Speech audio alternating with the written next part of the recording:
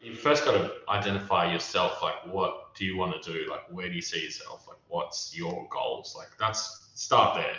And then you've got to look at other artists that are in that lane. Look at their branding, like look at the quality of the artwork, photography, all that sort of stuff. Like obviously they're operating on high budgets, but like how can I like make it appealing from the start in the world that I want to be in? Like once all that's right, to start having conversations with people that you can bring into your world. And like really early days, I think that starts locally.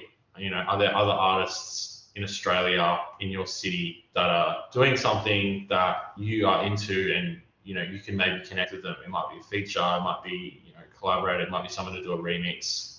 Is there like a local party that you can go to? Like start in your area, go to shows locally, and actually be in shows. There's not a heap of just straight out jobs, but I've seen people that just kind of do stuff. It becomes appealing because like the business is a bit of a like wild west, but there's just value in being useful and on the ground. And if you pair that with being like really honest about your like what you want to learn and like where you sort of see yourself, I think a lot of music companies would probably look at that and be like, hey, this kid's like just keen to get involved and learn things. And I don't, yeah, I think that just being really honest and like kind of just get happy to get involved. If you've got an artist friend that you're like super into, just be like, hey, look, I'm happy to get involved and help you out however I can. And like, let's just sort of see where it goes. And, if that's something that grows, you might find yourself, a bit more attached to that artist, or you might find like a music company will get in touch and be like, oh, we love what you're doing. And like, just, you don't really know where the path's going to lead, but you have to do something. In the early stages, like the promoting comes from like the people. So booking lineups that, are, what represents what you want to do. And like those people are connected and have friends that they can bring down. Like it all starts from there.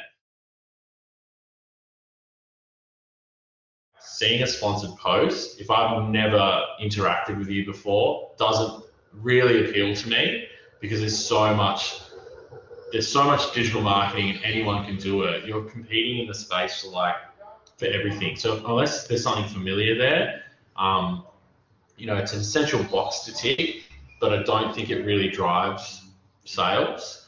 I think the thing that drives sales is like people that have interacted before and like grown and like seen content of yours before, and you're retargeting those people in some capacity, or you've got a name that people might know. So when we went back into the touring, we probably could have done bigger venues, but we chose to scale back and do less, just so we could have them all sell out, and have that sort of demand. So we put out a post that said, hey, all these shows are sold out, and like from a brand perspective, there's like scarcity. So obviously next time around, we've embedded into people that there's an urgency to buy tickets to something. Firstly, with Melbourne, it's like you sort of be super like be a realist and go, okay, well, it's small, it almost doesn't exist here, but is there like 50 people that we could rally and do something with, and like put that together and then use it as like a case study of like, hey, we're doing stuff down here. Then all of a sudden, I would say that like people in Sydney that are like, hey, I want to do shows in Melbourne, but no one's ever doing anything. But there's this like little party that we could maybe do stuff in. Like that would be an in to like something, kind of the conversation at least.